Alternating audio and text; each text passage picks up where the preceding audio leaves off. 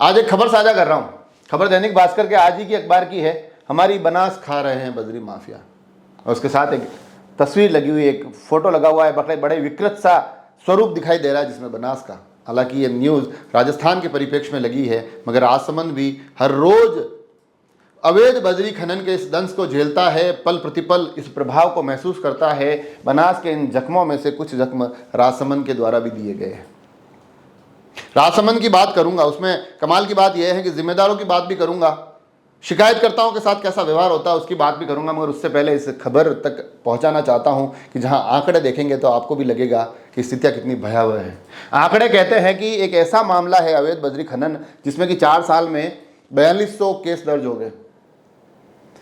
पिछले 4 माह में 500 जगह पर खनन के 2283 मामले दर्ज हो गए, जिसमें कि 60 लाख रुपए राजस्व सरकार को हर रोज नुकसान होता है, जिसमें 5 लीजों के समय खत्म हो गया पर फिर भी बेखौफ खनन चल रहा है। और उससे भी ज़्यादा भयावह ये दृश्य है। जो दृश्य ये कहता है कि इस बनास नदी के 100 किलोमीटर तक 50,000 जख्म देखे गए।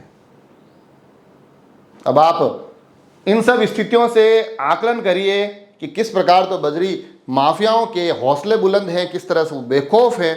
और इस बात से भी इनकार नहीं किया जा सकता है कि जिस विषय में हर रोज़ राजस्व का नुकसान हो रहा हो, हर रोज़ मुकदमे दर्ज हो रहे हो, फिर भी उसके बावजूद कोई डर नहीं है, कोई भय नहीं है, तो फिर कहीं ना कहीं इन माफियाओं के तानों बानों के तंत्र बड़ी मजबूती से हमारे इस सिस्टम तक पहुँचे हुए हैं, सिस्टम से गुथे हुए हैं। और ये सिस्टम कहीं ना कहीं वो संरक्षण प्रदान करता है जिससे ये बनास हर रोज नए जख्म झेलती है। और स्थितियां सभी जगह कमोबेश एक जैसी है। अगर राजसमंद की बात करूं तो यहाँ हर रोज इस अवैध खनन से जुड़े हुए मामले आते हैं। ग्रामीण हर रोज शिकायतें कर रहे हैं, आए दिन इसमें ज्ञापन होते हैं। जिला कलेक्ट्री से लेकर खनन विभाग तक बातें जाती है। अलग अलग क्षेत्रों में उपखंड कार्यालयों में इससे जुड़े हुए विषय उठाए जाते हैं, मगर कार्रवाइयों के दौर उस तरह से कभी देखे नहीं गए जिस तरह से होने चाहिए थे। हालांकि कभी कभार प्रशासन, पुलिस, खनन विभाग बड़े जोर शोर से ये घोषणा करता है कि अब अवैध बजरी खनन के खिलाफ होगी बड़ी कार्रवाई, उस पर लगेगा अंकुश, उस पर लगाई जाएगी लगाम। मगर ये बातें सिर्फ खबरें बनकर रह जाती है। कार्रवाइयों के नाम पर कुछ डंपर पकड़े जाते हैं, कुछ ट्रैक्टर रोक दिए जाते हैं।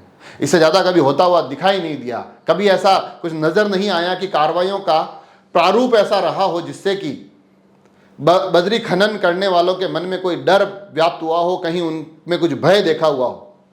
ऐसा कभी नज़र आया नहीं। और कमाल की बात तो यह है कि जो लोग शिकायतें करते हैं उनकी शिकायतों पर गौर नहीं होता है, उनकी शिकायतों पर कार्रवाई नहीं होती है, बल्कि शिकायतकर्ताओं के खुद के खिलाफ कार्रवाइयाँ हो जाती है। कुछ कॉल रिकॉर्डिंग्स मेरे पास भेजी गई है, इन्हीं नदी के आसपास के गांवों में से किसी व्यक्ति ने भेजी है। शिकायतें हर रोज़ आती है, हर रोज़ नई नई शिकायतें आती है। मगर वो कॉल रिकॉर्डिंग्स जब मैंने सुनी, अगले किसी एपिसोड में सुनाऊंगा भी सही आपको, तो वो जब सुनी तो उसमें बड़े आश्चर्य का विषय है कि एक व्यक्ति शिकायत करता है मगर उस शिकायत पर गौर नहीं किया जाता है। और जब दूसरी बार कॉल करता है तो वो कहता है कि साहब मैंने तो शिकायत की थी कि ताकि आप कार्रवाई करें, आपने मेरे ही नंबर उन आगे वाले लोगों को दे दिए। बड़ी विचित्र स्थिति परिस्थिति। और उसकी जो वो शिकायतें हैं उसने हर एक महकमे के हर एक उच्च अधिकारी को कर दी, मगर कार्रवाई के नाम पर उसको कुछ मिला नहीं। ये स्थितियां परिस्थितियां रहते हुए हम कैसे तय कर सकते हैं कि ये जख्म कम होंगे, इन जख्मों को मरहम मिलेगा? इसकी कोई विश्वास इस बात का दिला पाएगा नहीं। खबर अखबार भी चला लेंगे, खबर टीवी पर भी आ जाएगी, खबरें कभी कभार हम भी मुद्दों के माध्यम से उठा देंगे, मगर असर कब होगा, इन जख्मों की चिंता कब होगी? और कमाल इस बात का देखिए आपकी, न केवल ये अवैध बजरी खनन बड़े पैमाने पर होता है, बल्कि कई बार ये खड्डे जानलेवा हो जाते हैं। राजसमंद में कई बार इस प्रकार की घटनाएं हुई है जब इन गड्ढों में नन्हे मुन्ने अपनी जान गंवा बैठे हो। वो भी आज तक सिर्फ खबरों का हिस्सा बनकर रह गए। कार्रवाइयां कभी नहीं देखी गई, चीजें कड़ाई से, सख्ती से कभी इन पूरे प्रकरण पर घटित होती कभी नजर नहीं आई। तो आज ये दैनिक भास्कर ने इस मुद्दे को पुनः एक बार हम आप सभी के सामने लाकर खड़ा किया है। यहाँ से उम्मीद करते हैं कि इन जख्मों को थोड़ा मरहम मिलेगा। जहाँ 50,000 जख्म दिए गए हैं, अब उन जख्मों को इलाज की तरफ ले जाया जाएगा। ये नदियाँ हमारी स्वच्छ रह सकेगी, स्वच्छंद रह सकेगी, चीज़ें कानून के माध्यम से होगी, लीज के माध्यम से होगी। ये गड्ढे इन नदियों को विकृत नहीं करेंगे, ये किसी की जान नहीं लेंगे, शिकायतकर्ता अपनी बात खुलकर रख पाएंगे। अगर इन पूरे प्रकरण में ग्रामीण या कोई भी लोग परेशान होते हैं तो अपनी परेशानियां बड़ी मजबूती से प्रशासन के सामने रख पाएंगे, प्रशासन उन पर कार्रवाई करता दिखाई देगा।